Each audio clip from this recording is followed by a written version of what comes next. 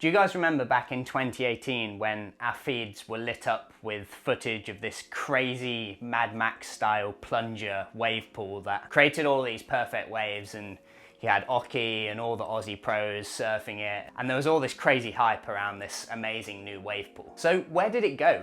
And why the hell can't we surf it yet? So while we saw all these cool new clips of this amazing new wave pool, we all thought we're getting this new type of pool straight away and we're all going to be able to surf it in the near future. But then it sort of just vanished off radar. But the Surf Lakes pool that was nicknamed Oki's wave pool up in Yeppoon in Queensland was never meant to be a public facility. In fact, at first, it was only ever meant to be a prototype. The site was actually just in place for testing to figure out if this new concept would actually work, and it's why we've only ever seen a handful of pros actually ride it. But that was years ago, and we still can't surf it. So what's going on? Now, Surf Lakes moved its HQ to America in order to reach a larger investment market, and is currently raising investment to create these pools across the US and the rest of the world. As it stands, there are agreements in place for these sorts of pools to be built across America and a few in different parts of the world, including Florida, Texas, Nevada, and Hawaii. The way it works is they sell the license to their technology, and then developers come in and build the resort using that pool. For example, you've got Urban Surf in Sydney and Melbourne that utilize the Wave Garden technology. You've got Perfect Swell in China and Waco. But this technology is super interesting. So as you can see, it's got this big plunger in the middle, and it's really different to anything else on the market currently. So this plunger is capable of producing way more waves and therefore holding way more surfers than any other pool on the market currently.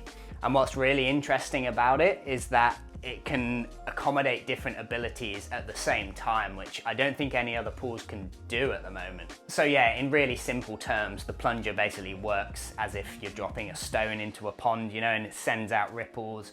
As those ripples meet the edges of the pool, each sort of section to it is contoured in a different way to create a different type of wave. So you could have a really gradual, slopey side of the pool where it's really beginner friendly, and then you could have like a really abrupt bit where it's slabby and hollower. So on their website, they have basically different versions of the resorts that I guess if you're a developer with loads of cash, you can sort of choose between. They've got this compact version, and then they've got this like crazy looking dome version as well, which, you know, I can only imagine that would be so cool to surf like under one of those domes at night, or like in a real cold country and it's like kind of warm inside. That would be so sick. According to the Surf Lakes website, Yeppoon is the only one that's got planning permission and is currently being built into a proper resort. So it's no longer just the testing site, it is going to be a proper resort. So obviously it's going to have the pool here, it's going to be a full-blown resort with accommodation, retail facilities, all that kind of crazy stuff.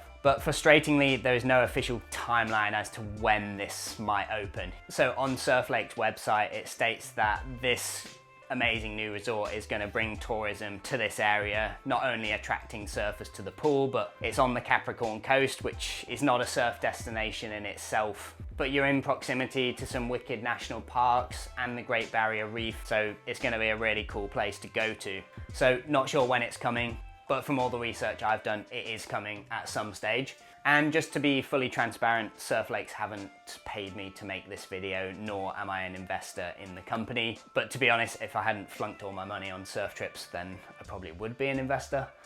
But yeah, hope you've enjoyed this quick little episode. But for now, it's goodbye from me, and I'll see you in the next episode.